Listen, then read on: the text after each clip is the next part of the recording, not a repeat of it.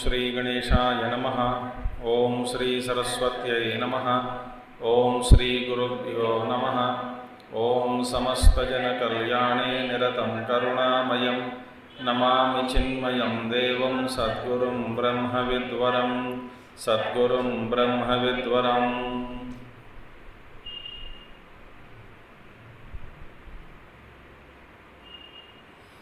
ओम व्यासं वसिष्ठनप्तारं शक्ते पौत्रमकल्मषं पराशरात्मजं वन्दे शुकतातं तपोनिधिं।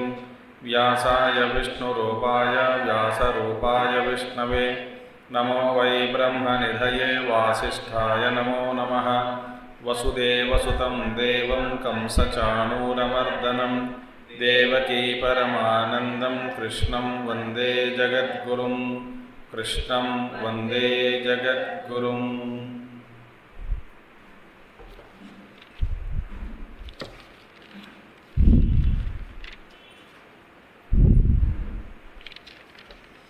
वेदाविनाशिनं नित्यं य एनमजमं ययं कथं स पुरुषः पार्थ कं घातयति हन्तिकम्। तो हमने कल देखा कि विद्वान कौन है और अविद्वान अज्ञानी यथा बुद्ध्यादि आहूतस्य शब्दादि अर्थस्य अविक्रय एव सन् बुद्धिवृत्ति अविवेक विज्ञानेन अविद्यया उपलब्ध आत्मा कल्प्यते। एवमेव आत्मा अनात्म विवेक ज्ञानेन बुद्धिवृत्त्या विद्यया असत्य रूपया एव परमार्थतः अविक्रय एव आत्मा विद्वान उच्यते। तो विद्वान कौन है? बुद्धिवृत्ति में, जिसके बुद्धिवृत्ति में आत्मा और अनात्मा का विवेक हुआ, उस बुद्धिवृत्ति में जो बैठा हुआ उस आत्मा को विद्वान कहते हैं। और जब बुद्धिवृत्ति में बुद्धिवृत्ति और माने आत्मा और बुद्धिवृत्ति में जो भी विवेक है ये अलग अलग, ऐसा जिसके अंतःकरण में ये ज्ञान नहीं होता वही है अविद्वान। इसके बाद एवमेव विदुषः कर्म संन्यास विदुषः कर्म असंभव वचनात् यानि कर्माणि शास्त्राणि विधीयन्ते तानि अविदुषः विहितानि इति भगवतो निश्चयः अवगम्यते। तो भगवान आज शंकराचार्य जी कहते हैं, आचार्य जी कहते हैं कि विदुषः कर्म असंभवात्, विद्वान के लिए कर्म असंभव, कर्म करना असंभव। यानि कर्माणि शास्त्राणि विधीयन्ते, तो शास्त्र में जितने भी कर्मकांड कर्म अनेक प्रकार के विधि वाक्यानि, विधि वाक्यानि माने ये करो, तो चोदन क्रिया माने ये करो ऐसा विधि वाक्यानि कर्म, जितने भी कर्म दिए हैं कर्म के बारे में कर्म का विधान दिया गया। विदुषः कर्म असंभवात् यानि कर्माणि शास्त्राणि विधीयन्ते तानि अविदुषः विदितानि। ये सारे जो कर्म किसके लिए है? केवल अविद्वान या अविवेकी के लिए ही है। देखिए अविदुषः अविद्वान के लिए ही है, अविवेकी के लिए ही है। वास्तव में कोई भी कर्म शास्त्र में जो भी कर्म दिया वे सब ज्ञानी के लिए तो बिल्कुल नहीं है।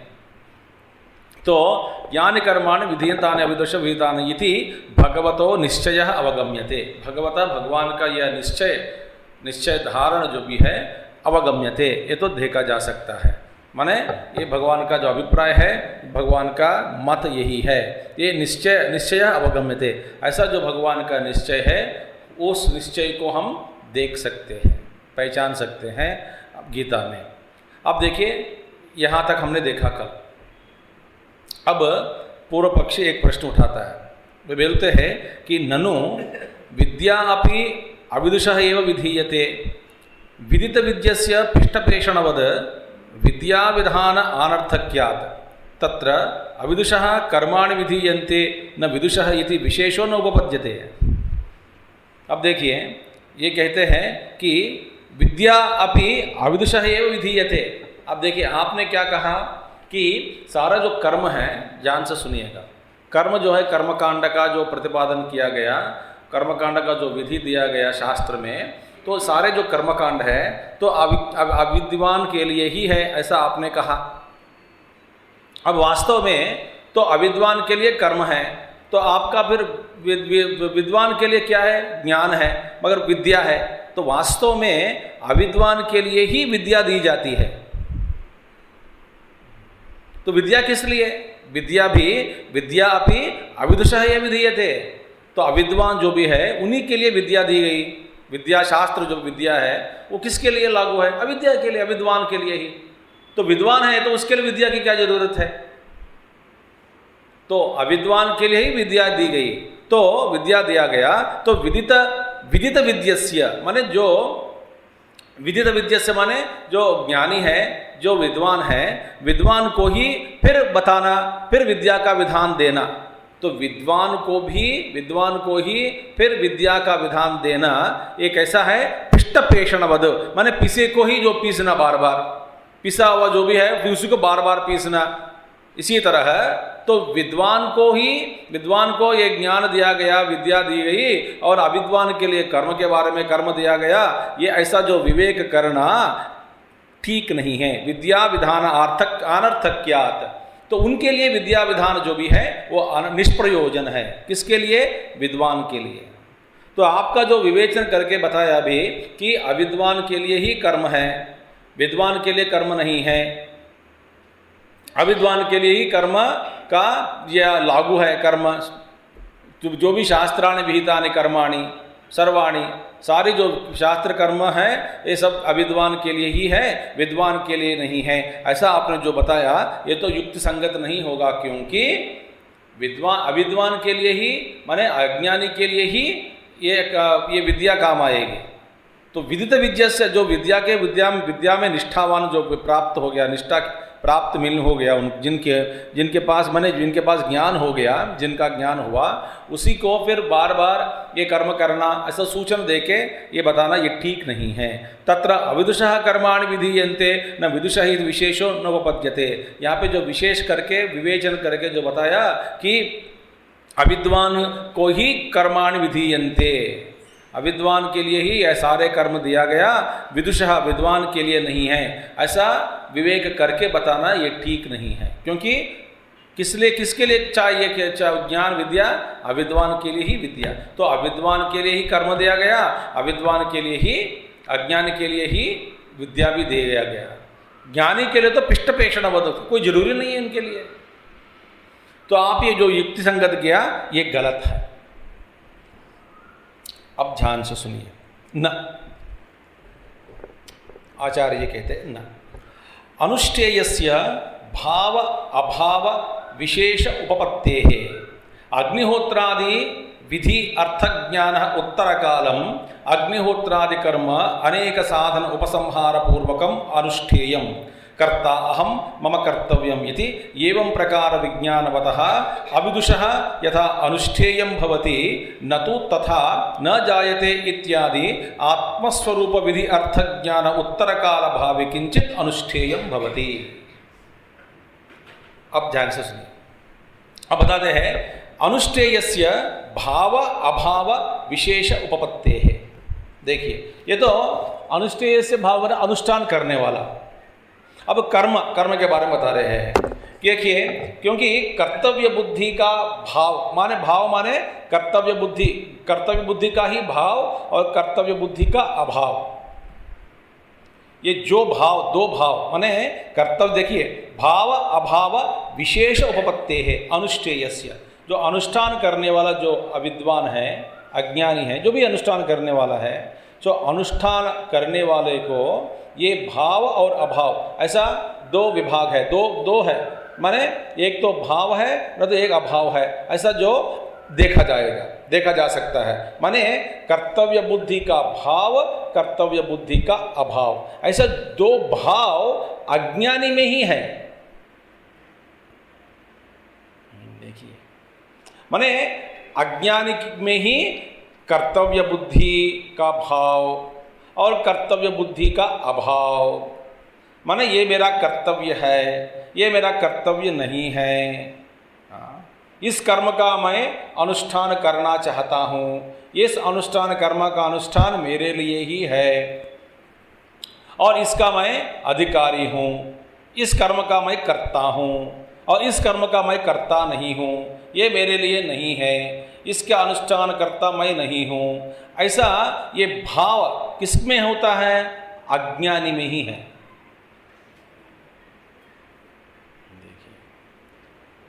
तो इसीलिए भाव अभाव, कर्तव्य बुद्धि का भाव तथा अभाव, माने ये कर्म, मुझे ये कर्म करना है, ऐसा जो भावना, ऐसी बुद्धि,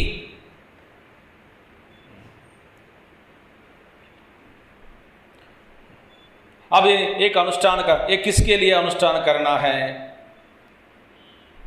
ये किस प्रयोजन के लिए अनुष्ठान करना है इस कर्म को, ऐसा।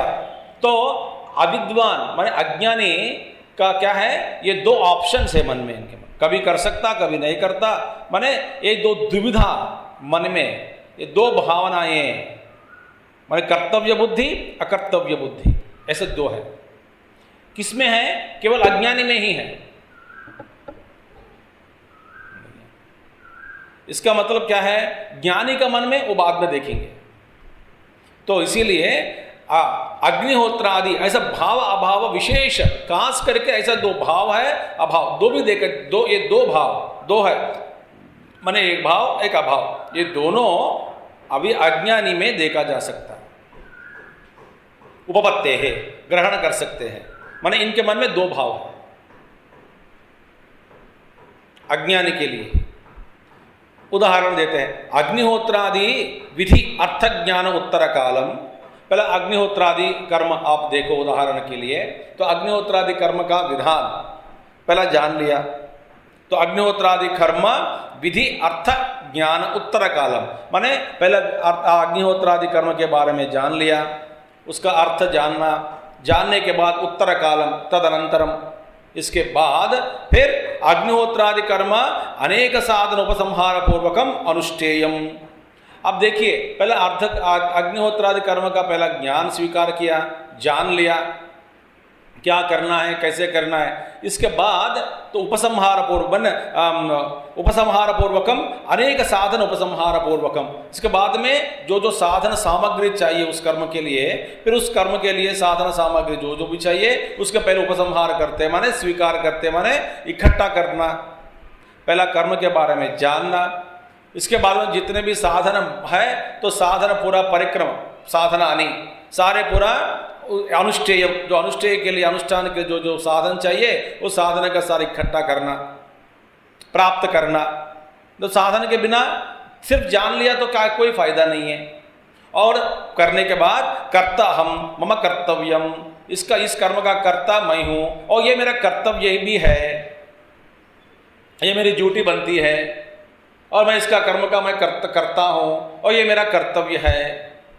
फिर इति एवं प्रकार विज्ञानवतः, ऐसा जानने के बाद, विज्ञानवतः माने ऐसा जानने के बाद, इसका ज्ञान होने के बाद, विज्ञानवतः जो जानता है, अविदुषः वही अविद्वान, यथा अनुष्ठेयम भवति, जैसे इसके बाद जैसा वो अनुष्ठान करता है पहला कर्म, माने पहला अग्निहोत्रादि कर्म के बारे में जानकारी प्राप्त करना, इसके बाद में साधन सामग्री जो भी है ये सभी साधन सामग्री को प्राप्त करवाना या करना, इकट्ठा करना, इसके बाद में ये मेरा कर्तव्य है, ये मेरा कर्तव्य, मेरे द्वारा ये कर्म करने योग्य है, ऐसा निश्चय रूप में एक भाव कर्तव्य बुद्धि इस पर लागू करना, माने उस कर्म के ऊपर अग्निहोत्रादि कर्म अनेक साधन उपसंहार पूर्वकम अनुष्ठेयम कर्ता मम कर्तव्यम इति एवं प्रकार विज्ञानवतः अविदुषः यथा अनुष्ठेयम भवति, ऐसा अविद्वान का ये लक्षण है। पहले मेरे ये कर्तव्य है, कर्तव्य के सामग्री चाहिए, फिर बाद में ये मेरे का ड्यूटी बनती है और मेरा मैं अहंकर्ता, ये मेरा मम कर्तव्यम, ये सारे जो ऐसे भावना है बुद्धि में, और कभी कभी ऐसा भी भावना होती है कि ये मेरा कर्तव्य नहीं है, इसका मैं कर्ता नहीं हो सकता हूँ, ये मेरे लिए अनुष्ठान योग्य नहीं है, ये मेरे ड्यूटी नहीं है। ऐसा जो भावना, जो बुद्धि में विकल्प किसमें है? अज्ञानी में है। न तो तथा, इसी तरह जैसे अज्ञानी में इस प्रकार का भाव, इस प्रकार का बुद्धि, दो प्रकार के बुद्धि, माने कर्तव्य बुद्धि, अकर्तव्य बुद्धि, भाव और अभाव। जिस तरह अज्ञानी में देखा जा सकते हैं ये सब, न तो तथा उसी तरह ज्ञानी में आत्मस्वरूप विधि अर्थ ज्ञान उत्तर काल भावी किंचित अनुष्ठेयम न भवति। माने इसी तरह आत्मज्ञान की प्राप्ति के बाद में अनुष्ठान योग्य, अनुष्ठान माने अनुष्ठेय जो कर्म है, किंचित न भवति, कुछ भी नहीं रह जाता। जो ये अज्ञानी के द्वारा जिस कर्म के बारे में जाना, फिर इसके बाद में सामग्री की प्राप्ति, इसके बारे में कर्तव्य बुद्धि, अपने कर्तव्य बुद्धि लगाना, जोड़ना, फिर ये हम करता, ऐसा करना, फिर ये मेरे द्वारा मेरी ड्यूटी बनती है, इस तरह का भावनाओं को उत्पत्ति करके फिर कर्म जैसा करता है अज्ञानी। इसी तरह ज्ञानी के बाद में न जायते इत्यादि ज्ञान हुआ। आत्मा तो न जायते न म्रियते, ये तो शाश्वत है, ऐसा इस तरह का ज्ञान हुआ विद्वान के लिए, तो आत्मस्वरूप विधि अर्थ ज्ञान उत्तर काल भावी किंचित अनुष्ठेय भवति। मैंने इसके बाद में अनुष्ठान योग्य कुछ भी नहीं रह जाता। स्वयं आत्मा हो तो फिर क्या करना है? उसके लिए सामग्री इकट्ठा करो, क्या करना है? ये तो निश्चित हो गया। कर्म के बारे में आप जानने के बाद दो भावना उत्पत्त हो सकती है, भाव और अभाव। ये मेरे कर्तव्य है, नहीं ये मेरा कर्तव्य नहीं है, ये मेरे द्वारा करने योग्य कर्म है, ये मेरे द्वारा करने योग्य कर्म नहीं है, मैं इसका करता हूँ, इसका मैं नहीं करता, तो मैं करता नहीं हूँ इसका।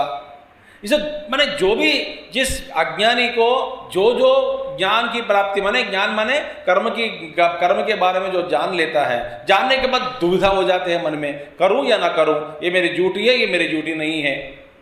इस तरह दो भावनाएं उत्पत्ति हो गई।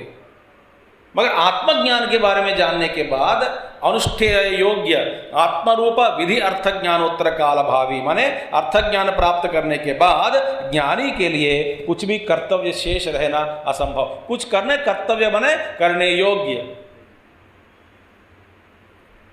अहम सच्चिदानंद स्वरूपोहम, ठीक है जान लिया, तो मैं क्या करूं? करना क्या है? पहचान लो, बस उतना ही। तो ऐसा जो आत्मज्ञान है, आत्मज्ञान के प्राप्त के बाद, आत्मज्ञान की प्राप्ति के बाद क्या कुछ करना ना करना मेरी ड्यूटी है, मेरी ड्यूटी नहीं है, इसे अनेक प्रकार के दुविधाएं बुद्धि में नहीं होती। देखिए यही विलक्षण है आत्मज्ञान का। बाकी आप दुनियादारी की बातें जो भी सुन लो, ये दुविधा हो जाती है, मैं करूं या ना करूं, ये मेरी ड्यूटी है या ना ड्यूटी नहीं है। और किसी ने बोलता है कि तुम्हारा कर्तव्य है, तुम्हारा कर्तव्य क्या है? मैं करता हूं, अहम करता, अहम भोक्ता, मेरे द्वारा ये करने योग्य है, मेरे द्वारा ये कर, अनेक प्रकार के बुद्धि में विकल्प का उदय होता है कि नहीं होता है। पर आत्मज्ञान के बारे में आप से जान लिया, इसके बाद बुद्धि विकल्प नहीं है, बुद्धि बैठ गया, शांत हो गया। तो ये विधि विदित विद्या से विद्वान के लिए नहीं है, फिर अज्ञानी के लिए कर्म दिया गया। सही बात है, अज्ञानी में ही ये दुविधा है। आत्मज्ञान की प्राप्ति, इस तरह का ज्ञान की प्राप्ति के बाद करना क्या है?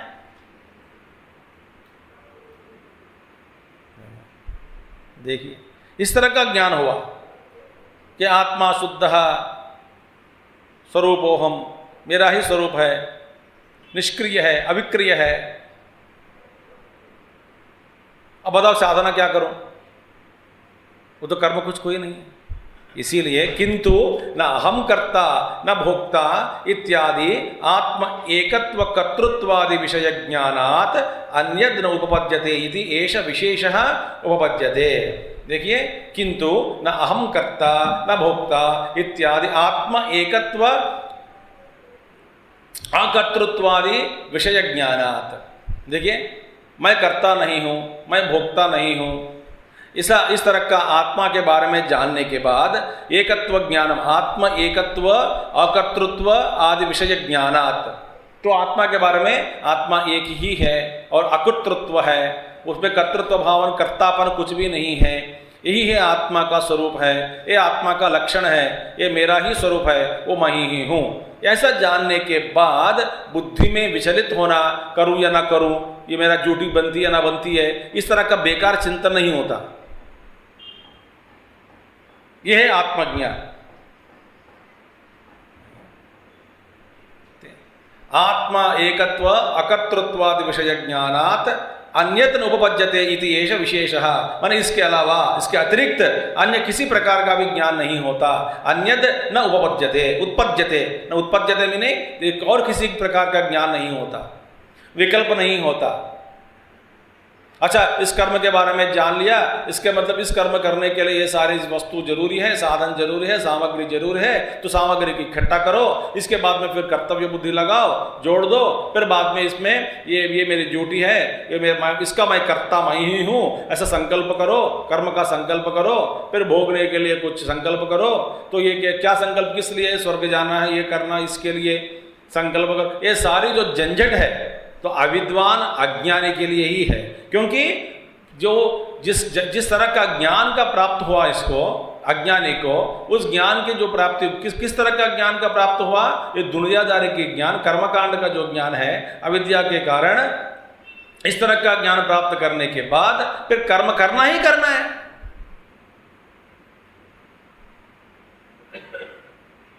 तो बिना करे रह नहीं सकता।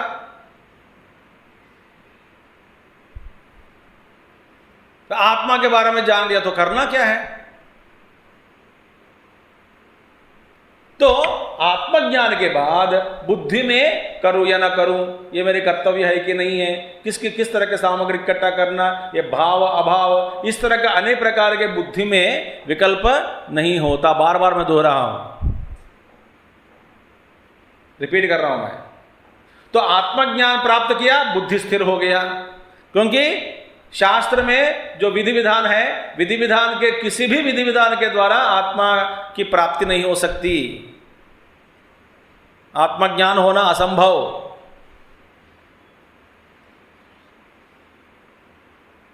अब कुछ भी करो, कोई भी कर्म करे तो क्या फायदा?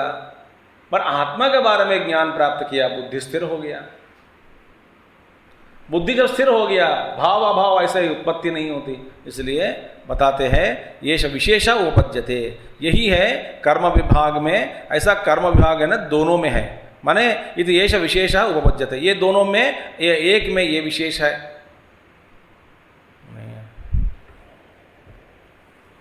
तो ज्ञानी का कर्तव्य, अज्ञानी का कर्तव्य, खास करके यही विशेष रूप से बताया गया। तो ज्ञानी का कर्तव्य क्या है? आत्मनिष्ठ होना, आत्मज्ञान की प्राप्ति के बाद।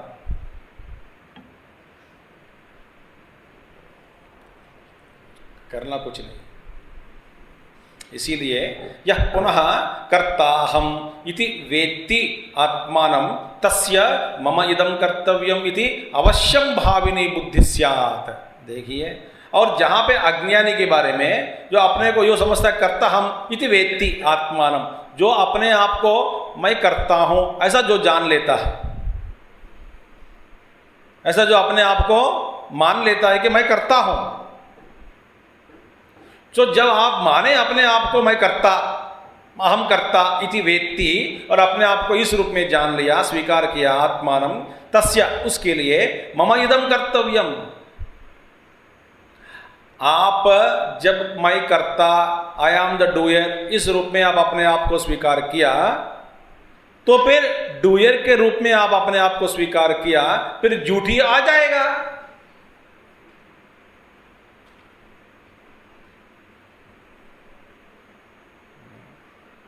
अपने आप को कर्ता के रूप में स्वीकार किया तो कर्तव्य कर्म का आ ही गया।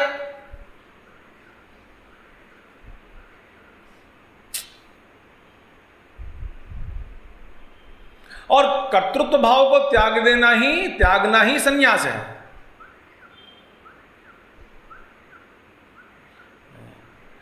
तो मम इदम कर्तव्यम अवश्यम भाविनी बुद्धि माने ये जरूरी बुद्धि उत्पन्न होगी। अवश्यम भाविनी माने ऐसा बुद्धि अवश्य ही होगा। अवश्य माने यू कैन नॉट एस्केप।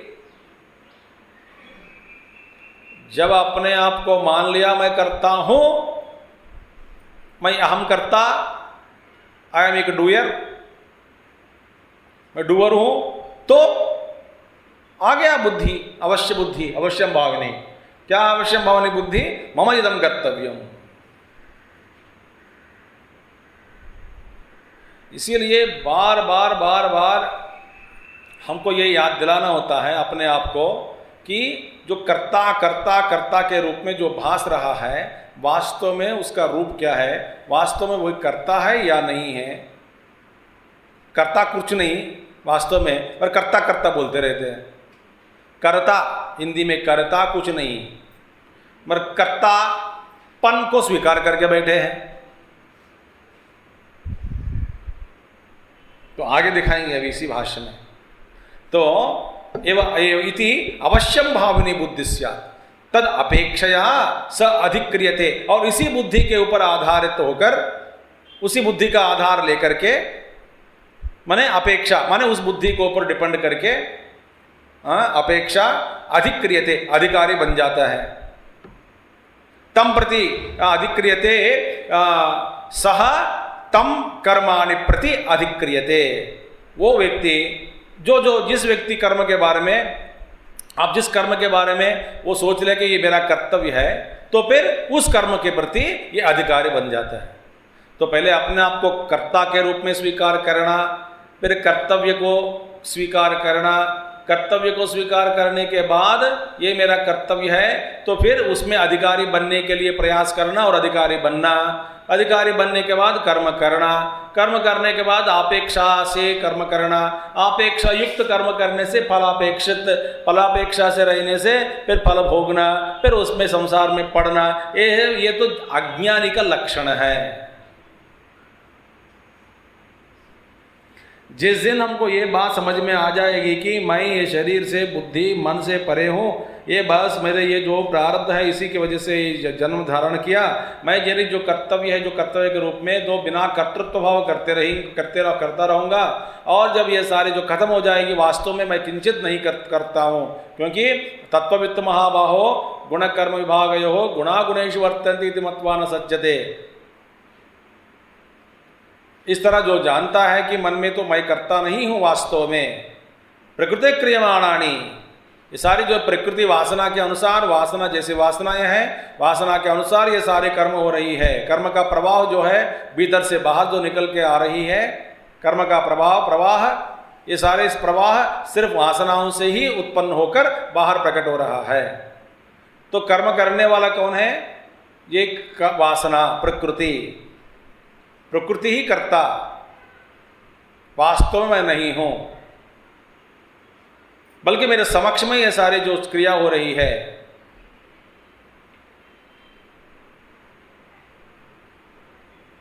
तो फिर आप अपना स्वरूप, जैसे हमने सुबह देखा उपनिषद में कि सर्वे धर्माः आकाशवत् तुल्यः शुद्धः सर्वव्यापी निरंजनः निर्विकारः।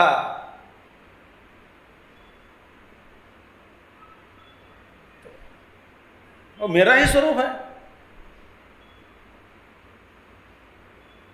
देखिए ये सारे संसार सच अविद्वान उभौतौन विजानीतः इति वचनात्। ऐसा जो अविद्वान है, उभौतौन विजानीतः, उधो मने नाय हन्ति न हन्यते, वो तो विद्वान है, पर हंतारम मन्यते अतश्चेत मन्यते, मैं मारने वाला हूँ, अरे राम मैं मारा गया और मैं मारने वाला हूँ। ऐसा एक कर्म क्रिया कारक के रूप में और क्रिया कर्म स्वीकार के रूप में स्वीकार करते हुए, इसी तरह अज्ञानी जो लोग हैं वो अपने आप को कर्तृत्व भाव को स्वीकार करके अपने ऊपर कर्तृत्व भाव को आसाध्य माने उसके ऊपर आरोप करके मैं करता हूँ ऐसा समझकर, फिर ये सारे जो पर्व हैं मैं कर रहा हूँ और मेरे द्वारा किया जा रहा है, मैं कर रहा हूँ और मैं मार रहा हूँ उनको और मैं मर रहा हूँ उनके हाथ में। इसी तरह हनन क्रिया अनेक प्रकार के जो दो उभौ तवन विजानीतः इति वचनात्, ऐसे जो अज्ञानी हैं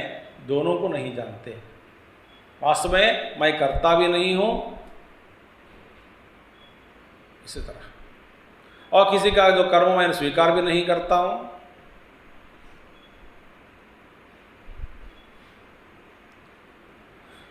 देखिए, तो विशेषितस्य च विदुषः कर्म आपेक्ष वचनात् कथम सत्पुरुषः इति।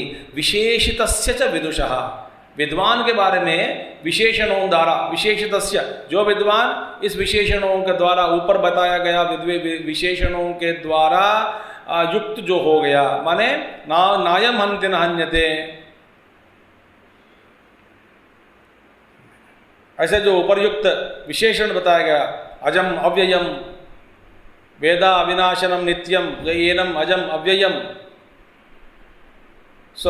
ऐसे विद्वान विशेषणों द्वारा वर्णित इस ज्ञानी के लिए, विद्वान के लिए कर्म आपेक्ष वचनात् कथम सत्पुरुषः, उसके लिए कर्म आपेक्ष के रूप में बताया गया। कथम सत्पुरुषः, उनके लिए, ऐसे पुरुष के लिए कर्म कहाँ से होगा? कोई जरूरी नहीं है कर्म करने का, माने कर्तृत्व भाव युक्त करना कर्म कोई जरूरी नहीं है। ऐसे इतने कि एक बस शरीर यात्रा के लिए जो कर्म, शरीर यात्रा के लिए जो जो कर्म किया जाता है वो तो फिर शरीर यात्रा की तरह किया जा रहा है, वास्तव में उसमें भी कर्तापन महात्मा का नहीं है, बिल्कुल नहीं है।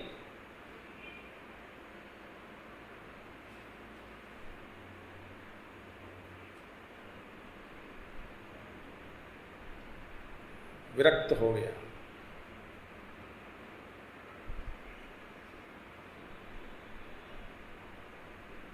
मैं अपने में पूर्ण हूं।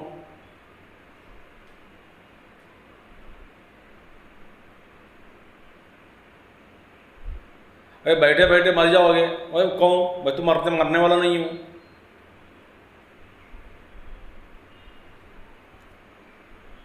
तो ज्ञानी का शरीर ही दिखता है लोगों को, तो लोग सोचते हैं कि ज्ञानी भी शरीरधारी है, शरीरधारी नहीं, शरीर ही है, ऐसा करके सोचते हैं। तो वास्तव में वो अपने आप में बैठ गए। इसी तरह तो ज्ञानी के लिए कोई भी कर्म लागू नहीं है, इसलिए कर्म आक्षेप वचनात्, आपेक्ष नहीं, सॉरी, कर्म आक्षेप वचनात्, आक्षेप किया गया वहां पे, आक्षेप, ऑब्जेक्शन इज रेज्ड, आपेक्ष नहीं, आक्षेप। तस्माद् देयरफॉर विशेषितस्य अविक्रिय आत्मदर्शिनः विदुषः मुमुक्षो च सर्वकर्म संन्यासे एव अधिकारः। देयरफॉर तस्मात् विशेषितस्य अविक्रिय आत्मदर्शिनः, विशेष तो मैंने ये आत्मा को निर्विकार रूप में जो जानने वाला जो भी है, अविक्रिय आत्मा का दर्शन जिसने किया, अविक्रिय आत्मदर्शिनः विदुषः, ऐसे जो विद्वान जिसके द्वारा ये अविक्रिय आत्मा का दर्शन हुआ, किया गया, मुमुक्षोष, या नहीं तो मुमुक्षु के लिए भी। देखिए, मुमुक्षु आत्मदर्शन, अविक्रिय आत्मा का दर्शन तो नहीं हुआ, मगर ये तो मुमुक्षु है, तो मुमुक्षु के लिए भी, मुमुक्षु के लिए और आत्मदर्शी के लिए सर्वकर्म संन्यास एव अधिकारः, ये दोनों अधिकारी है। किस लिए अधिकारी है, किसमें अधिकारी है, किसके लिए अधिकारी है? सर्वकर्म संन्यास, सभी कर्मों को संन्यास करने में ही, छोड़ने में ही, त्यागने में ही इनका अधिकारी है, ये अधिकारी है, अधिकारित्व। तो ये अधिकारी है किसमें, किसके लिए अधिकारी है? छोड़ने, त्यागने के लिए। देखिए, आप ध्यान रखना, मुमुक्षु के लिए भी सर्वकर्म संन्यास में ही अधिकार है। सिर्फ ऐसे मत कहो आत्मदर्शी ज्ञानी के लिए ही सर्वकर्म संन्यास, ना, जो मुमुक्षु बन गया उसके लिए भी सर्वकर्म संन्यासी अधिकार है।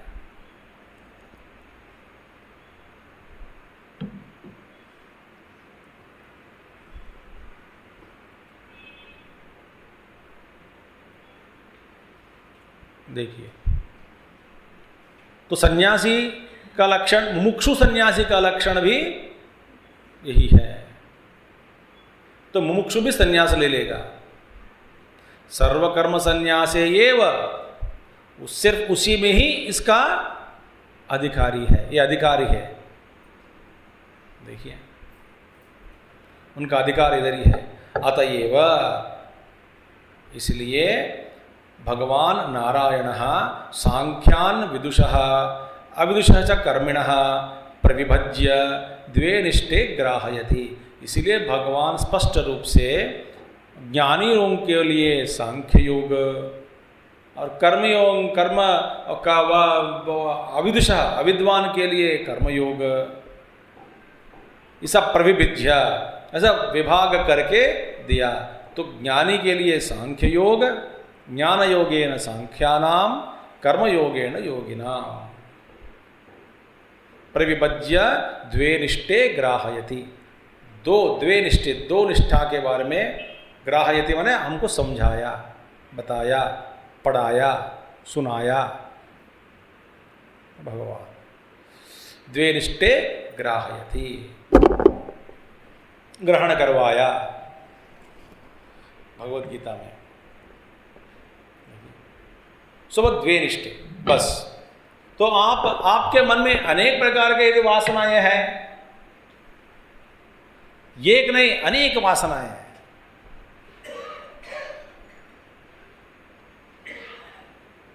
एक क्षण भी मन में कोई शांत का अनुभव कभी नहीं होता, क्योंकि वासना का जो प्रेशर जो है, भगवान गुरुदेव कहते थे वासना प्रेशर, दबाव, वासना का दबाव में पड़कर बुद्धि विचलित हो जाता है, और बुद्धि विचलित होने से मन भी विचलित हो जाता है।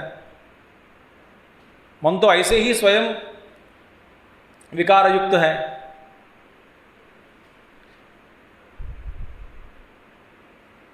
तो वासना के दबाव के कारण बुद्धि में अनेक प्रकार के इच्छाओं का उदय, जन्म, और एक एक इच्छा ये बुद्धि क्या करता है, मन को प्रेरणा देता है, और सारा वासना का प्रभाव मन में। एक नहीं, विकल्प विकल्प विकल्प विकल्प विकल्प विकल्प विकल्प विकल्प विकल्प।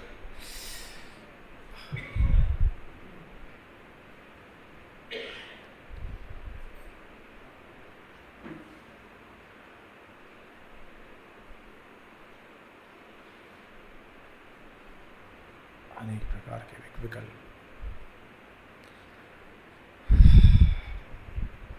ऐसे व्यक्ति को कर्म ही दिया गया।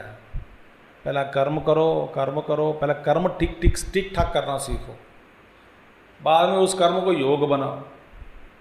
योग बनाने के बाद न जाने कितने जन्म के बाद वासनाओं का जो दबाव है वो वासना कम हो जाते हैं। वासना कम होने से बुद्धि में जो अनेक प्रकार के बेकार इच्छाएं वो भी कम हो जाते हैं।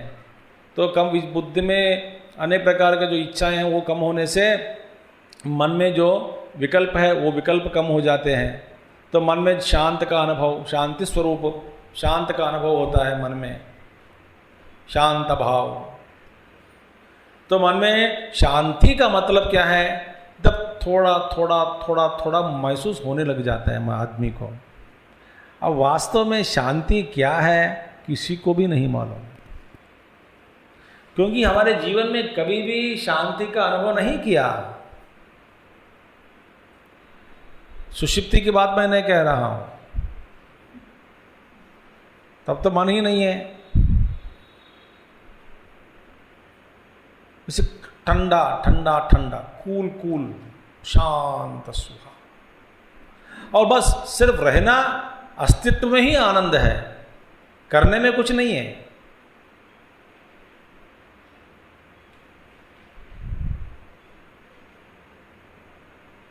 शरीर को बिठा दिया, शरीर में कोई चलन नहीं होता, किस लिए, मन में कोई विचलन नहीं है, एक वृत्ति भी नहीं है। तो वृत्ति ना होने के कारण किसी भी तरह का चलन शरीर में देखा नहीं जा सकता। अरे उस शरीर को मच्छर काटे, मछली काटे, कोई फर्क नहीं पड़ता। जैसे भगवान रमण महर्षि ने तप किया, चींटी खा लिए सब, शरीर को हर जगह।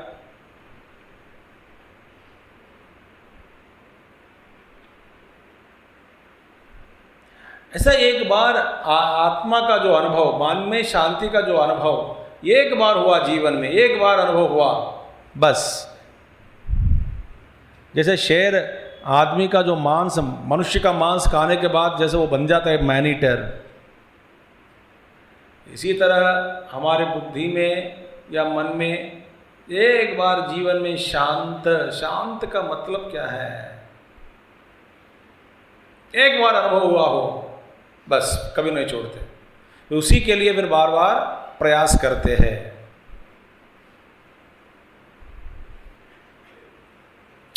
तो इसीलिए ज्ञानियों के लिए सांख्य योग और अविद्वान, अविद्या, अज्ञानी लोगों को कर्मयोग भगवान देकर स्पष्ट विभाग कर दिया कि भैया तुम लोग इसके लिए अधिकारी है, ये लोग इसके लिए अधिकारी है।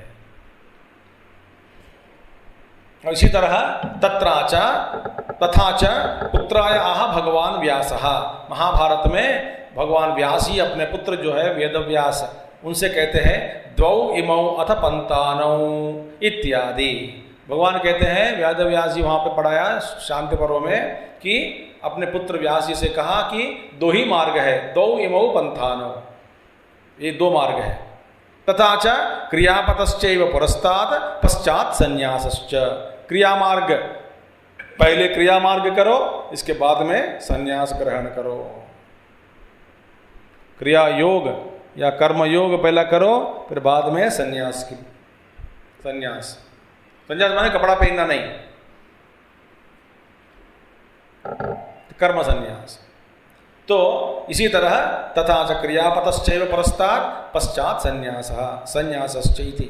तो इसी तरह भगवान वेदव्यास जी अपना जो पुत्र है वे शुकदेव जी को समझाया। ये दो मार्ग विस्पष्ट रूप से है। तो इसीलिए हमारे जीवन में हम प्रायः कर्म के लिए ही अधिकारी है, क्योंकि हमारा कर्म जो है अनेक प्रकार के वासनाएं हैं, अनेक प्रकार के अपेक्षाएं, अनेक प्रकार के भोग भोगने के जो लालच और लालसा, ये सब सारे है। देखिए ये देखो, कीर्ति कांक्षा, पदवी कांक्षा, धन कांक्षा, लोग मेरे साथ रहे, ये अजीब सा, माँ कुरु धन जन यौवन गर्वम हरति निमेषा काल सर्वम। और इसी के चक्कर में पड़ जाते हैं हम। मेरे पीछे इतने लोग हैं, मेरे साथ इतना धन है, मेरे इतने पास नौकर लोग हैं, मेरे मुझे पहचानने वाले इतने लोग हैं दुनिया में। और इसी अहंकार से युक्त अनेक प्रकार के लोग अनेक प्रकार के बुरा कर्म करके फिर जेल में बैठ जाते हैं। घमंड है, घमंड।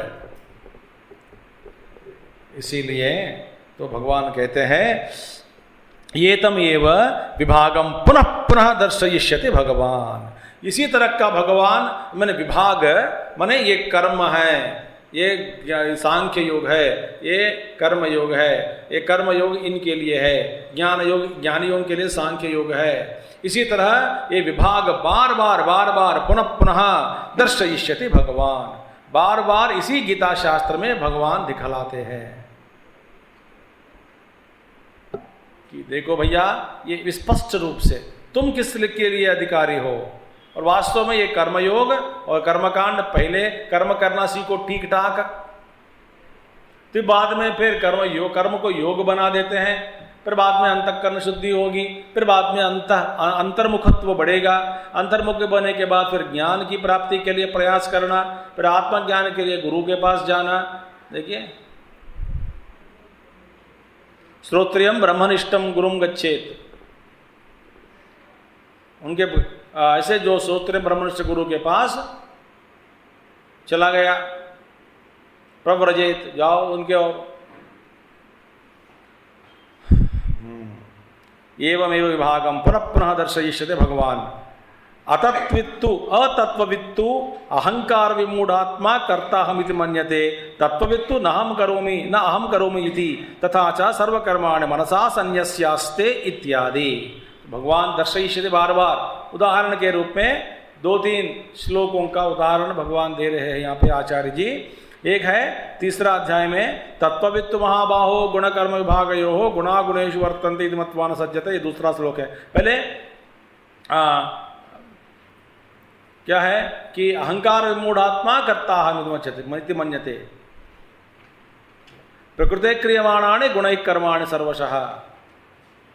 सारे जो कर्म है प्रकृति के द्वारा किया जा रहा है, और अहंकार विमूढ़ात्मा, ये मूर्ख आत्मा, मूढ़ात्मा, वो अपने आप को कर्ता समझकर बैठ जाता है। अहंकार विमूढ़ात्मा कर्ता हम मन्यते, मैं करता हूँ, मैं कर रहा हूँ, ऐसा समझकर कर्तापन को स्वीकार करके फंस गया। तत्ववित्त तू माने ऑन द कॉन्ट्ररी, तो ज्ञानी तो ज्ञानी के बारे में कहे तो ज्ञानी तो तत्ववित्त है, तत्ववेत्ता है, वो तो ना हम करोमि इति, वो जानता है कि मैं कुछ नहीं करता हूं,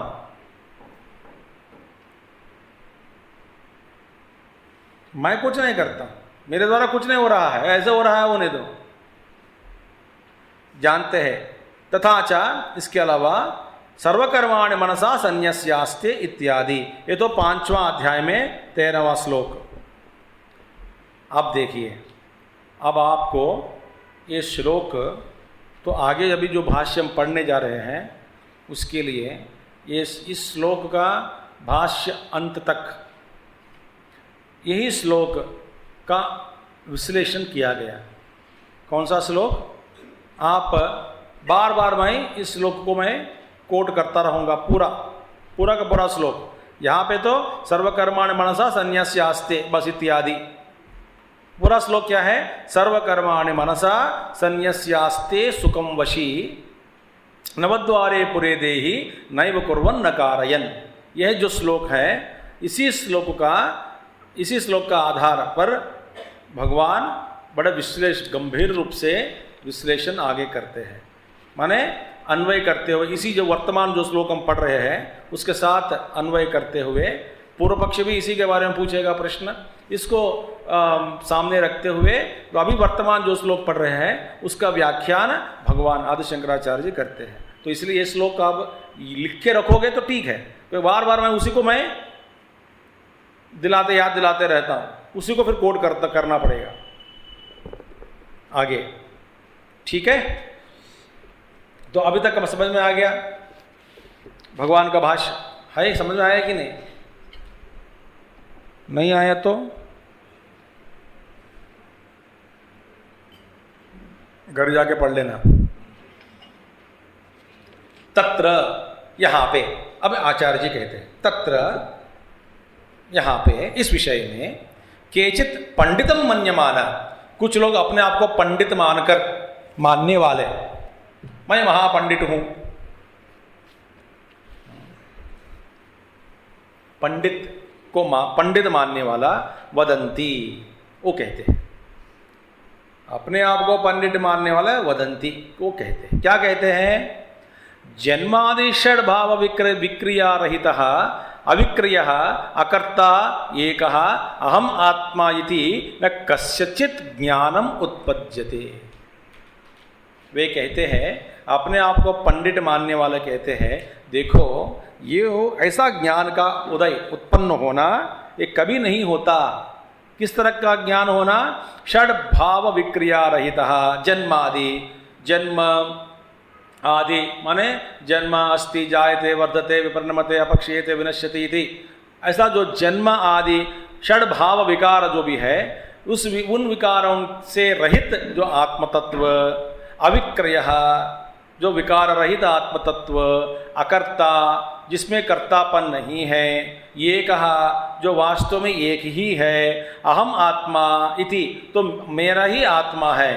तो मेरा आत्मा क्या है? मेरा ही स्वरूप क्या है? मैं जन्मादि षड भाव विक्रिया रहित, माने जन्मादि षड विकार रहित हूँ और अविक्रिय हूँ, मैं अकर्ता हूँ, मैं एक ही हूँ, मैं और आत्मा हूँ, माने मेरा ही स्वरूप आत्मा है, मैं ही हूँ, ऐसी ही है मेरा स्वरूप। इस तरह का ज्ञान किसी के मंदिर में, मन में या अंतःकरण में जो भी कहो, किसी के न कस्यचित ज्ञानम उत्पद्यते, ऐसा ज्ञान कभी भी किसी को नहीं होता। ये बकवास है, कभी नहीं होता।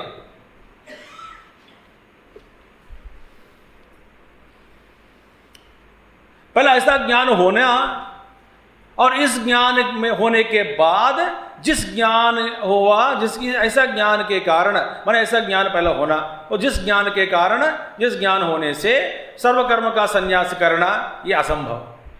पहले ऐसा ज्ञान तो होना चाहिए ना, बाद में संन्यास करो। आपने क्या कहा, ऐसा आत्मा का अनुभव होगा, होने के बाद फिर सर्वकर्म संन्यास एवं अधिकारः, वही है विद्वान। आपने ऐसा कहा, ठीक है। मगर केचित अत्र, इस विषय में कुछ लोग ऐसे सोचते हैं कि ऐसा जो ज्ञान किसी को भी नहीं होता। नहीं होता माने जिस ज्ञान के वजह से संन्यास, जो सर्वकर्म संन्यास आप करते हैं, पहले ज्ञान तो होना चाहिए, बाद में सर्वकर्म का संन्यास कर सकते हैं। पहले हो ज्ञान मिले, फिर बाद में देखेंगे। तो मिलते नहीं ज्ञान, माने संन्यास कभी भी नहीं हो सकता। इस तरह का आपने जो संन्यास कह दिया कि सारो अहंकार का, कर्तृत्व भावन का, कर्तापन का त्यागना, भोक्तृत्व भाव तो बिल्कुल नहीं, तो कर्तृत्व भाव भी छोड़ दिया, सब ने छोड़ दिया, और अहम अहम एकम आत्मा, ऐसा ज्ञान नहीं होता। यस्मिन् सति सर्वकर्म संन्यास उपदिश्यते। सो ऐसे ज्ञान होने से ही सर्वकर्म संन्यास का उपदेश किया गया। ऐसा इस तरह के ज्ञान की प्राप्ति के बाद संन्यास ग्रहण कर सकते हैं। संन्यास हो ही जाता है, छोड़ देते हैं। पहले ऐसा ज्ञान होना चाहिए ना।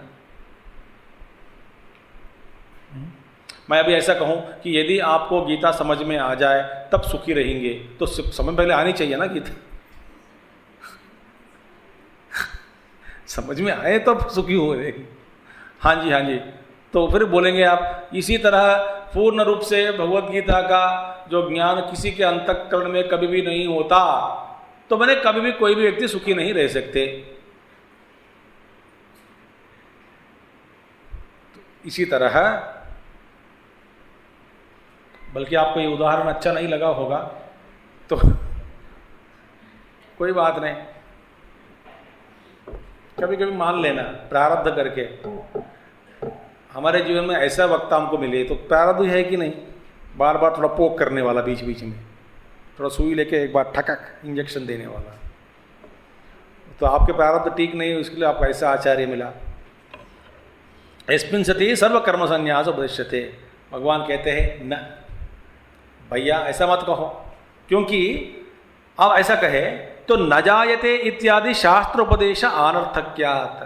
शास्त्र वेद का जो उपदेश है, शास्त्र का जो उपदेश है क्या है, न जायते म्रियते वा कदाचित् नायं भूत्वा भविता वा न भूयः अजो नित्य शाश्वतोऽयं पुराणो न हन्यते हन्यमाने शरीरे। इस तरह का शास्त्र का जो बोध है, स्मृति में और गीता शास्त्र का बोध है, भगवान के द्वारा दिया गया बोध है, उपनिषदों में भी, वेद में भी। तो इस तरह का जो बोध है, शास्त्र उपदेश जो है वो अनर्थक्यात्, माने ये बेकार हो जाता है। तो शास्त्र के प्रति शंका और शास्त्र के विरुद्ध व्यवहार करना, शास्त्र के विरुद्ध सोचना, ये तो गलत है। ये तो कभी हम नहीं मानते, कोई भी नहीं मानते। इसीलिए ये कहना ठीक नहीं है। ऐसा मान लिया तो ये गड़बड़ हो जाएगी। फिर आप शास्त्र की निंदा कर रहे हैं, वेद की निंदा कर रहे हैं, तो ये तो अनर्थक्य हो गया, मैंने बिना निष्प्रयोजन वाक्य हो गया, अर्थशून्य वाक्य हो गया। न जायते माने किसी इस आत्मा का न जन्म है न मृत्यु है।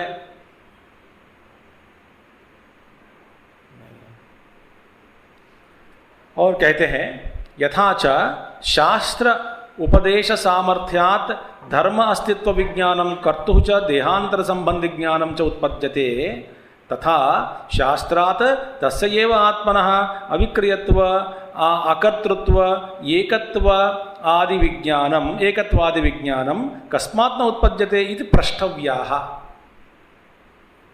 देखिए ऐसे आदमी आपके सामने आके वो आपसे कहे कि देखिए ऐसे न जायते इत्यादि, माने ये कहे कि देखो आपने जो सर्वकर्म संन्यास की बात कही ये तो गलत है, क्योंकि ऐसा अनुभव मैं आत्मा हूँ और निरंजन हूँ, मैं आत्मा हूँ और मैं अविक्रिय हूँ, अकर्ता हूँ और मैं सारे विकारों से परे हूँ, विकारों से रहित हूँ।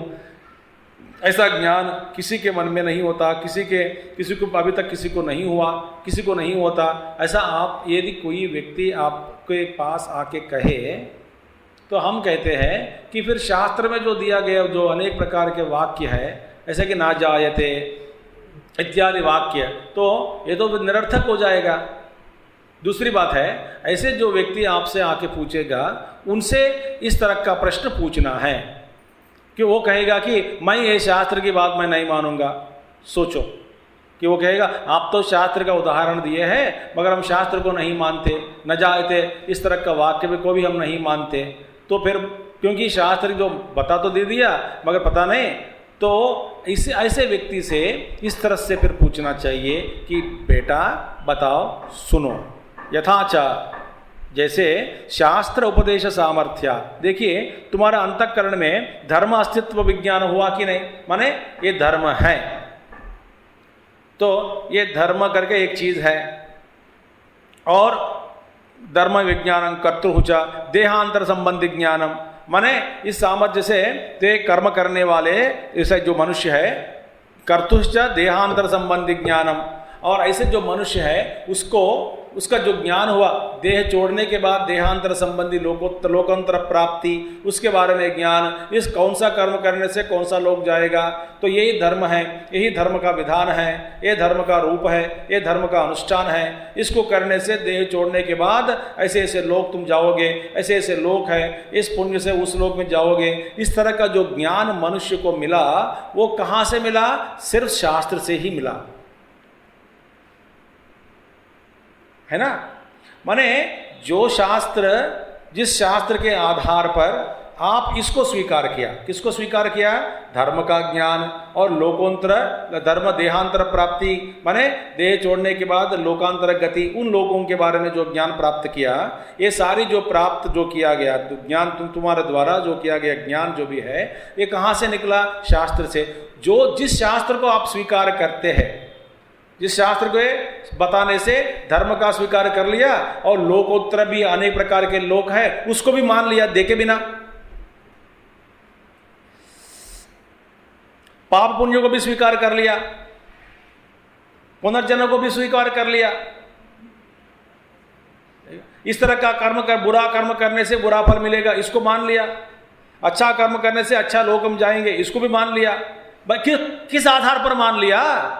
शास्त्र के आधार पर। माने शास्त्र में जो बताया एक चीज को तुम स्वीकार करते हैं, उसी शास्त्र में जो आत्मा के बारे में बताया, संन्यास के बारे में बताया, उसको अब तुम स्वीकार नहीं करते, फिर इसको स्वीकार कैसे कर सकते हो बताओ?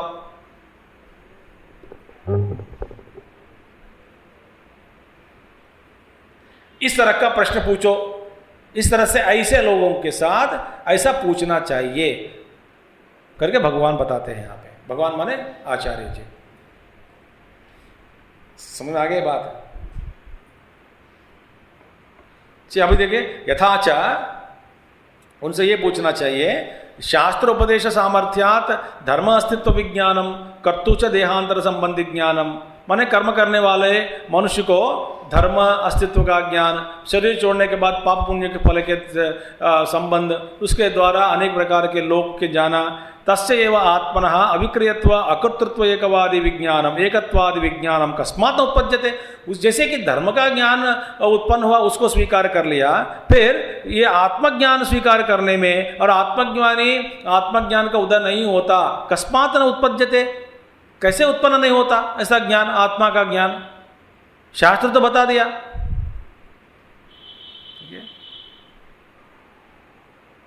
तो आत्मा का निर्विकारता माने आत्मा अविक्रियत्व, माने आत्मा का जो अविक्रियत्व का ज्ञान, एकत्व का ज्ञान इत्यादि का ज्ञान क्यों उत्पन्न नहीं होता बताओ? क्यों नहीं हो सकता ऐसा ज्ञान? कस्मात् न उत्पद्यते, क्यों नहीं हो सकता ऐसा ज्ञान? तू बोलता है ऐसा ज्ञान कभी नहीं होगा। तो ये तुम्हारा इसी तरह उन लोगों से पूछना चाहिए। फिर बोलते हैं पूर्व पक्षी, बोलते इसका कारण है। हम आलतू फालतू लोगों की जैसे मत समझो हमको, इसका कारण है।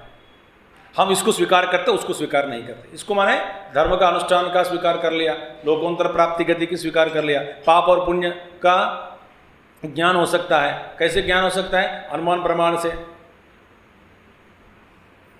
हम ये समझ सकते हैं कि हर कर्म का, कार्य का, एक तो हर चीज़ कार्य है, कार्य के पीछे कारण होनी चाहिए, तो कार्य कारण संबंध होनी चाहिए। इस तरह का हमारा एक कोई अनुमान प्रमाण लगा के धर्म के बारे में ज्ञान स्वीकार कर सकते हैं। लोकांतर गति, अन्य पुण्य पाप, इस सब के ज्ञान बारे में ज्ञान की प्राप्ति हो सकती है, मगर आत्मज्ञान नहीं हो सकता इस तरह।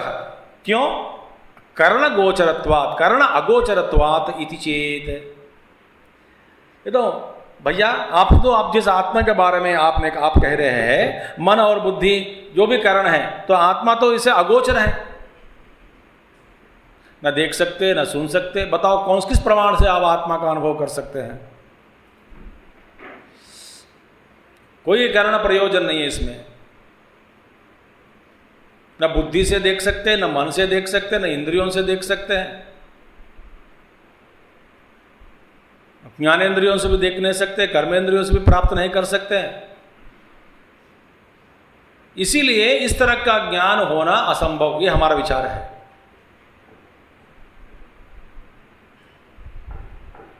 न कर्ण अगोचरत्वात् इति चेत, कर्ण अगोचरत्वात् इति चेत ऐसे कहे तो ये हमारा जवाब है। तो आचार्य जी कहते हैं तू शास्त्र ठीक से नहीं पढ़ा, जरा पढ़ के आओ पूछने से पहले। बोले क्यों? न मनसा एव अनुद्रष्टव्यम। देखिए इति श्रुते है, देखो मन के द्वारा उस आत्मा को देखना चाहिए। अनुद्रष्टव्यम मनसा एव, मन से ही उसको देखना होता है। मन माने वृत्ति। पहले सारे जो वासना खत्म हो गई, तो अनेक प्रकार के बुद्धि में वृत्ति खत्म हो गई, पर आखिर में एक ही वृत्ति रह जाती है, अहम वृत्ति। और वो अहम वृत्ति शुद्ध हो गया, क्योंकि अहम वृत्ति को घेरे हुए अभी तक अनेक प्रकार के वृत्ति वो सब खत्म हो गई। इदम वृत्तियां, सारी इदम वृत्तियां खत्म हो गई। अहम वृत्ति, इदम वृत्ति से अहम वृत्ति घेरे हुए है, अभी घिरे है। सारी इदम वृत्तियां अहम वृत्ति को घेर कर बैठे हैं। अब वासना खत्म हो गई, तो इदम वृत्तियां खत्म हो गई, तो बहिर्मुख बुद्धि जो भी वो खत्म हो गया। मन में तो कोई मन में बुद्धि में कोई इच्छा नहीं, तो मन भी शांत हो गया। तो मन और बुद्धि क्या कोई फर्क नहीं है, वो दोनों वृत्ति स्वरूप है, वृत्ति ही है। तो आखिर में अहम वृत्ति रह जाता। उस अहम वृत्ति में, शुद्ध अहम वृत्ति में अखंड ब्रह्म का जो है उस प्रतिबिंबित हो जाता है। उस प्रतिबिंब के कारण तो उस प्रतिबिंब के पहला अहंग वृत्ति में, अखंड ब्रह्माकार वृत्ति में ब्रह्म का दर्शन पहला होगा एक क्षण के लिए, फिर बाद में वो वृत्ति भी समाप्त हो जाएगी, फिर ब्रह्म का अनुभव होगा। अनुभव माने अनुभव करता मैं अलग हूँ, अनुभव योग्य जो वस्तु अलग है, ऐसा नहीं है। मैं ही, मेरा ही स्वरूप है ब्रह्म। जैसा मैं स्त्री हूँ या पुरुष हूँ, इसको जानने के लिए कोई वृत्ति की जरूरी नहीं है। मैं अपने आप को जानता हूं, मैं हूं, इस जानने के लिए कोई वृत्ति की कोई जरूरी नहीं है।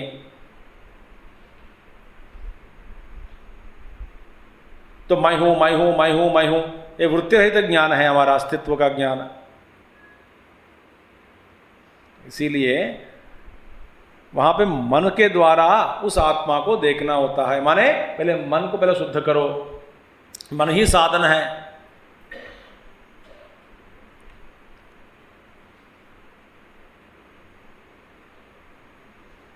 मनसा एव अनुद्रष्टव्य इति श्रुते है। श्रुति में बृहदारण्यक उपनिषद में कहा गया। शास्त्र आचार्य उपदेश शमदमादि संस्कृतम मनः आत्मदर्शने करणम। Beautiful thing. आत्मदर्शन करने में मन एक साधन बनता है। कैसा मन? संस्कृत मनः, जो मन संस्कृत, जिस मन का जो संस्कृत संस्कार किया गया, संस्कृत किया गया मन, माने शुद्ध हुआ जो मन है। कैसे शुद्ध हुआ? शास्त्र, आचार्य, उपदेश। पहला शास्त्र, आचार्य का उपदेश है, शास्त्र में उपदेश है, शास्त्रोपदेश, आचार्योपदेश। फिर बाद में शम दम आदि संस्कृतम, शम दम उपरति तितिक्षा श्रद्धा समाधान। ऐसे इस तरह के साधनों के द्वारा मन पवित्र हो गया, शुद्ध हो गया। ऐसा शुद्ध किया गया मन ही कारणम बनता। कारणम माने इंस्ट्रूमेंट, एक साधन बन जाता है। उस मन के द्वारा आत्मा का दर्शन होगा, यही शास्त्र में बताया। तो आप ऐसे कह सकते हैं कि किसी को भी दर्शन नहीं होगा, अगोचरत्वात्, तो मन से परे है। मन से तो परे है, पहले मन शुद्ध करो, फिर बाद में शुद्ध किया तो जैसे वो परब्रह्म है वो अपने मन में प्रतिबिंबित पहले हो जाता है, तो इसके बाद में फिर अनुभव होगा। फिर वहां तक तो जाओ।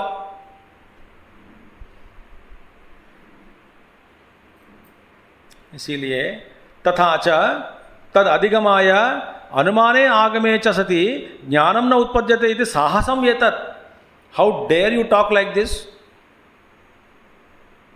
क्योंकि तथा च तद अधिगमे, उस ज्ञान की प्राप्ति में, उसके ज्ञान प्राप्ति के विषय में, तद अधिगमाय अनुमाने आगमे च सति, अनुमान प्रमाण भी है, आगम प्रमाण भी है। ऐसे इस तरह का प्रमाण, अनुमान प्रमाण भी है, आगम प्रमाण भी है। ऐसे प्रमाणों को रखते हुए ज्ञानम न उत्पद्यते इति साहसम, ज्ञान की प्राप्ति नहीं होती, ऐसे बोलना थोड़ा साहस ही है।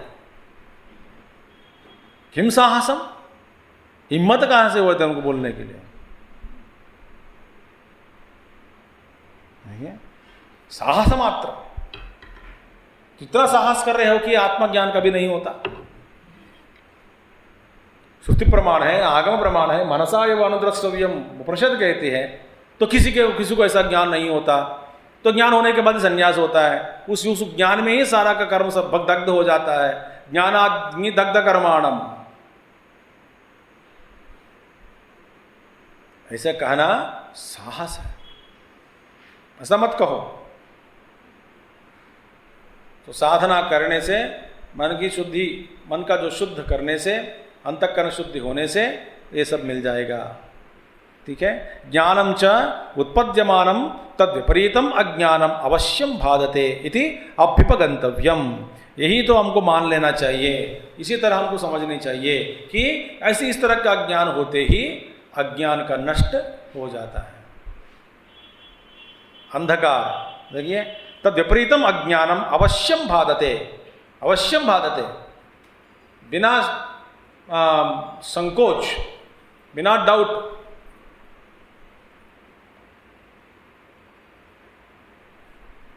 ये अज्ञान जो भी है उसका, अज्ञान का नाश हो जाता है। ज्ञान का उदय होते ही, जैसे कि तमः प्रकाश, अंधकार जो भी है, प्रकाश होते ही अंधकार चला जाता है। इसी तरह ज्ञान का, ऐसा ज्ञान का उदय होते ही अंधकार का एकदम नाश हो जाता है।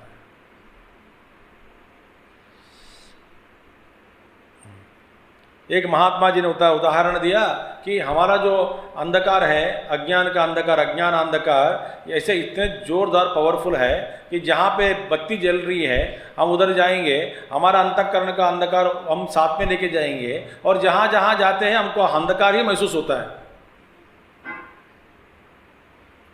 क्योंकि अंधकार दिल में बैठे है। जैसे कि आंख बंद करके हर जगह जाओ तो अंधकार, आपको अंधकार दिखते हैं आपको। आंख तो खोलो, लाइट में आ गए हो। इसी तरह जहां जहां हम जाते हैं हम उस अंधकार अज्ञान को ही लेके जाते हैं साथ में। इसलिए कुछ लोगों के दिमाग में कुछ टेढ़ा है। मैं कई लोगों को देख चुका हूं और देख रहा हूं, देखूंगा भी जीवन में। क्या है? और कहीं पे तो मंदिर में जाओ, जहां जहां जाए वहीं पे सारा लोप गिनते रहते हैं लोप। यहां पे इस मंदिर में क्या क्या लोप है, किसी घर में जाओ, इस घर में क्या क्या लोप है, आश्रम में आओ, इसमें क्या क्या क्या लोप है। ये लोप दृष्टि वाले लोप ही देखते हैं, दिमाग ठीक नहीं है उनके।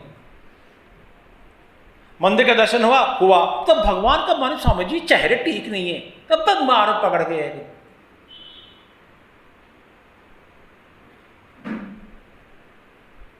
स्वामी जी आपके आश्रम में सब ठीक है, बस ऐसी नहीं है। तो यहां पे गीता मिल रहा है ना, जहां ऐसी है उधर जाओ, देखते हैं क्या मिलेगा। लोप ही लोप, दुनिया में लोप, घर पे कहीं पे भी जाओ हर जगह लोप देखते रहते, लोप। बड़ा बीमार है।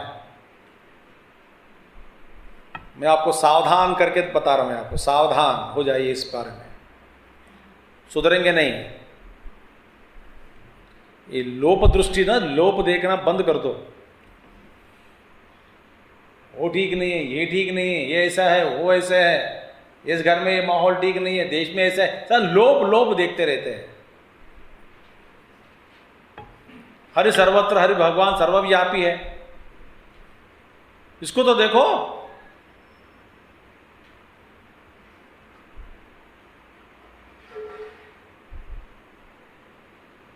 माने क्यों? हम अंधकार मन में बुद्धि में जो बिठाकर उसी को लेके जाते हैं हर जगह।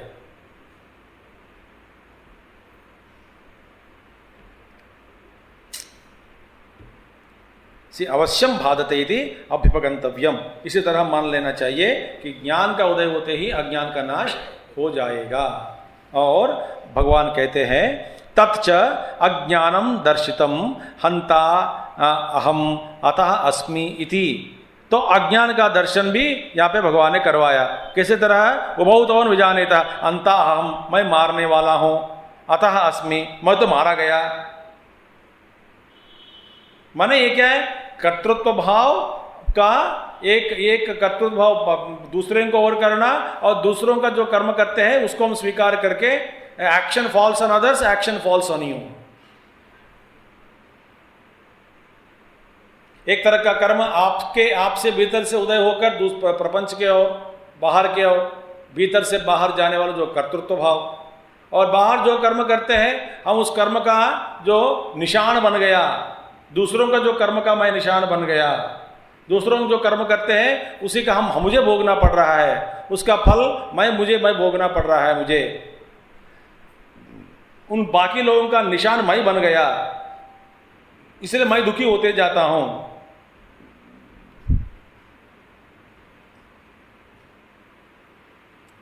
ये उभौ तवन विजानीतः, हाँ, इति च अत्र च आत्मनः हनन क्रियायाः कर्तृत्वं कर्मत्वं हेतुकर्तृत्वं च अज्ञानकृतं दर्शितम्।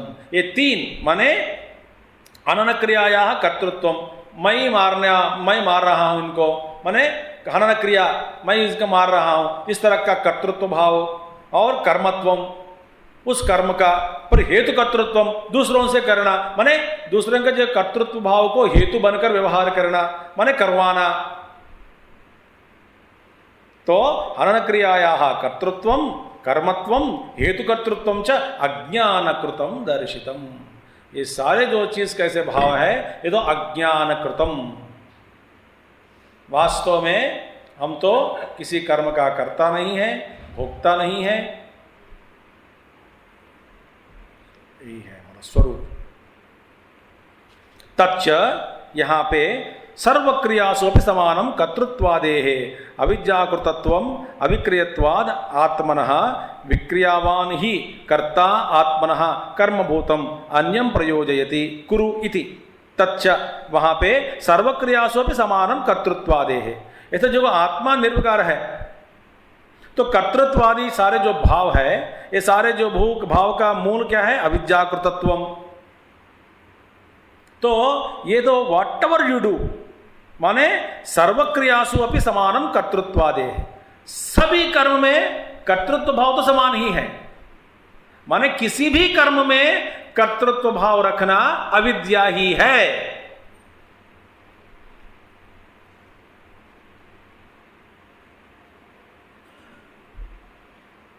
अच्छा कर्म, बुरा कर्म, ये कर्म, वो कर्म, किसी भी कर्म में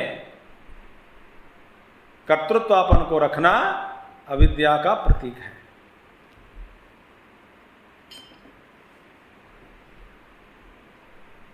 देखिए, तच्च सर्वक्रियासु अपि समानम कर्तृत्वादेः अविद्याकृतत्वम अविक्रियत्वाद आत्मनः। क्यों भैया? आत्मा तो कभी, आत्मा में कभी भी कर्तृत्व भाव नहीं हो सकता, क्योंकि सदा के लिए, शाश्वत के लिए, सभी हर समय में सदा के लिए निर्विकार है आत्मा। आत्मा हमेशा के लिए निर्विकार है, तो किसी भी कर्म में कर्तृत्व भाव का प्रकट करना यह अविद्या का प्रतीक है।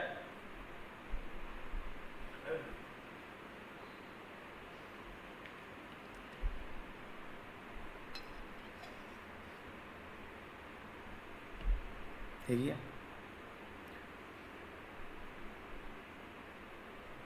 मैंने ये इस तरह का कर्म का अहंकार का मैंने कर्तृत्व भाव को छोड़ दो, इस तरह का हम क्या करते हैं, जो बुरा कर्म हुआ कर्तृत्व भाव हम स्वीकार नहीं करते, अच्छा कर्म किया तो कर्तृत्व भाव स्वीकार कर लेते हैं।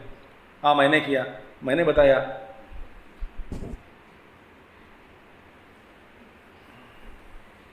कभी कभी व्यवहार के लिए चलाओ भाई चलाओ, बट व्यवहार के लिए चलाना कैसे, किस तरह का चलाना होता है? ठीक से नहीं चलाया तो चलान लग जाएगा, चल। और कैसे चलाना है? जैसे कि भस्मीभूत एक रस्सी है, भस्म हो गया तो ये तो हो गया भस्मीभूत, भस्म हो गया, मगर आकृति वैसी की वैसी है। वो आकृति है सांप का, जो सांप की आकृति है, मगर वास्तव में ये सब भस्म हो गया। तो भस्मीभूत सांप की जो आकृति है वो तो फिर ना काट सकते हैं ना मिल सकते, उस विषशून्य हो गया, मगर रूप तो है। इस तरह का अहंकार को बना दो। महात्माओं का अहंकार ऐसा है, लाइक ए बर्न्ड रोप। किसी को बंधन में काम नहीं आएगा, बस पड़ा रहे, वह पड़े रहे, रोप रस्सी, हाँ जी।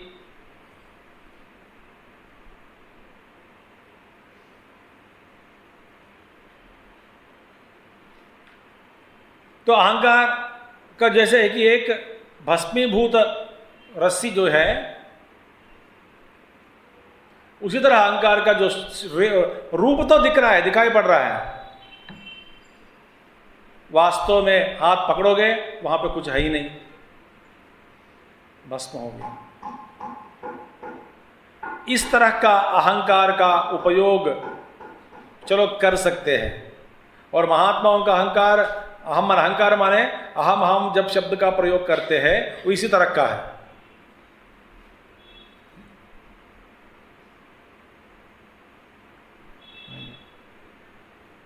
तो आत्मनः विक्रियावान ही कर्ता आत्मनः कर्मभूतम अन्यम प्रयोजयति कुर्युति। विक्रियावान जो भी है आत्मा, वो अपने आप को विक्रियवान समझता है। कर्ता आत्मनः, वो अपने कर्ता रूप को, माने अपने आप को कर्ता के रूप में मान लेते हैं, और कर्मभूतम, कर्म करते रहते हैं, और अन्यम प्रयोजयति कुर्युति, और दूसरों को बोलते कुरु, ये करो।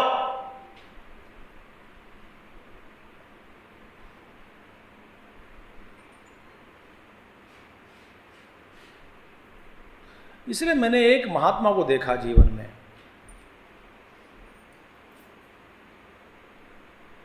और जितने भी लोग हैं आजू बाजू के लोग, वो लोग सब लोग उनको गलत पकड़ते समझते हैं, क्योंकि ये तो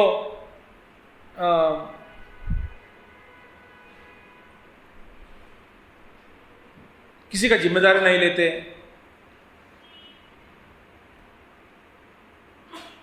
किसी को ठीक से समझाते नहीं, पढ़ाते नहीं, बताते नहीं, बोलते नहीं ये करो, उपदेश भी नहीं देते, अब जो जैसे हो रहे हैं वह होने देते हैं, और लोग भी जो समझे ये तो खातर नहीं करते, मैंने ख्याल नहीं करते, छोड़ देते हैं, इसमें कोई असर नहीं पड़ता। मगर है महाज्ञानी, तो बाकी लोगों को ऐसा लगता है कि ये क्यों नहीं बोलते हैं, इतने आजू बाजू लोग बिगड़ते जा रहे हैं फिर भी नहीं बोलते हैं। तो मैंने उनके पास जाकर मैंने एक बार पूछा कि प्रभु, ये आपके प्रति इतने सारे लोग, आजू बाजू के लोग, अनेक प्रकार के लोग ऐसा समझते हैं आपके बारे में, तो मैं जानना चाहता हूँ कि आपकी जो, मैं अब तो आपको अज्ञानी नहीं मानता हूँ, बड़े ज्ञानी हैं आप, महात्मा हैं, फिर भी इसका रहस्य क्या है, ऐसा क्यों है? पहले उन्होंने जवाब दिया कि तुमको ये कैसे पता चला कि मैं किसी को आदेश पूर्वक नहीं बता रहा हूँ, आज्ञा नहीं दे रहा हूँ, समझा नहीं रहा हूँ, ऐसा तुमको डाउट क्यों आया?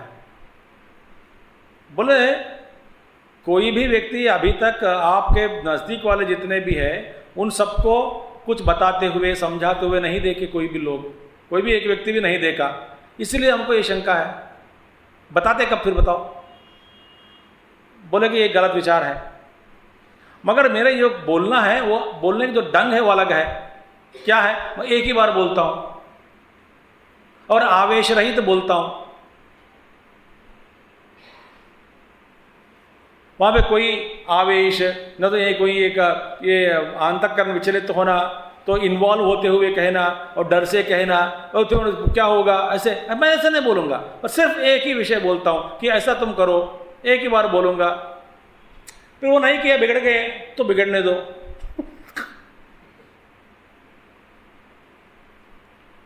तो आप बिगड़ते हुए लोगों के बीच में आप रहते हुए ऐसा ही कह सकते कि बिगड़ने दो, माने ये अपने अपने संस्कार के साथ आए हैं, मैं किसी को नहीं लाया हूं इधर।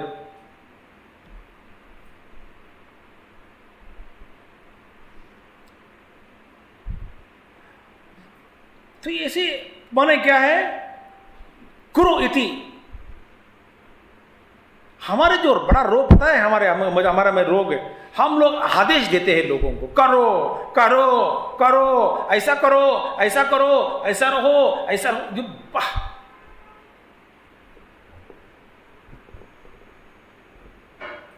ये बीमारी है, बड़ा बीमार है। अब इन्हें कितने बार आदेश दो रहे, एक बार बोलो, दो बार बोलो, तीन बार बोलो, तो ठीक है, बाद में तक निवृत्त हो जाना।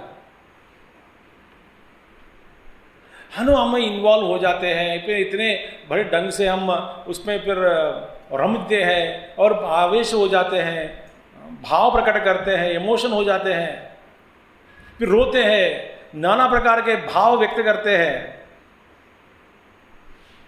रोते हैं, चिल्लाते हैं। अब इस तरह का जो व्यक्ति ज्ञान का जो ज्ञान प्राप्त हुआ, माने सिर्फ बुद्धि का ज्ञान नहीं, थोड़ा कम से कम बुद्धि से परे गए, असली रूप में, सच्चे रूप में, अंतःकरण में, माने अंतर्मुख होकर मुमुक्ष जो बन गया, माने कम से कम 4-5 कदम अंदर लिया, अंदर आगे गए, 4-5 कदम लेके आगे चला गया, दुनिया से थोड़ा सा दूर हट गया, स्थूल रूप से नहीं, सूक्ष्म रूप से, ऐसे व्यक्ति को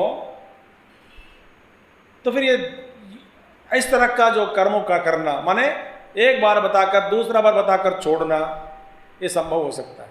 हम कहाँ है? दुनिया के बीच में, लोगों के बीच में फंस गए, ममता, राग, द्वेष,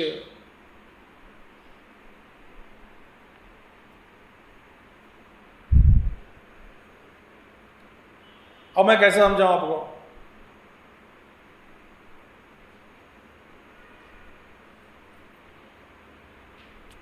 अव्यक्तादीनि भूतानि व्यक्तमध्यानि भारत अव्यक्त निधनान्य तत्र का वर्ध, आगे आएगा ये सब श्लोक। सारे जो भूत है अव्यक्त से ही निकलेंगे, बीच में व्यक्त हो गया, फिर अव्यक्त में चला जाता है। इसमें क्या क्या क्या, क्या दोष है? इसमें क्यों रोना है?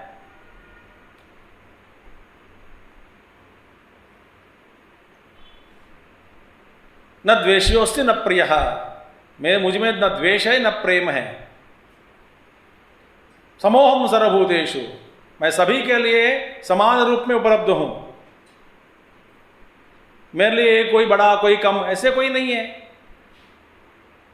यही है गुरु का स्वरूप। तो ऐसे इस तरह का जो व्यक्ति ज्ञानी, एक कभी ऐसा नहीं करेगा कि कुरु इति, अपने आप को कर्ता समझना, दूसरों को कुरु इति। तो अविद्या जो है विक्रयवान कर्ता आत्मनः कर्म अन्यम प्रयोजयति, दूसरों को बोलते करो करो करो करो, और ज्ञानी कभी नहीं करता।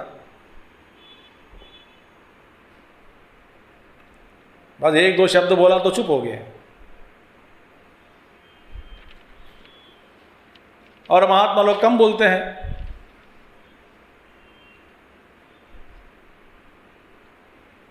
पीछे नहीं पड़ते हैं। तो यही है अज्ञानी का लक्षण। ज्ञानी का लक्षण अलग है। तद ये तद अविशेषेण विदुषः सर्वक्रियासु कर्तृत्वं हेतुकर्तृत्वं च प्रतिषेधति।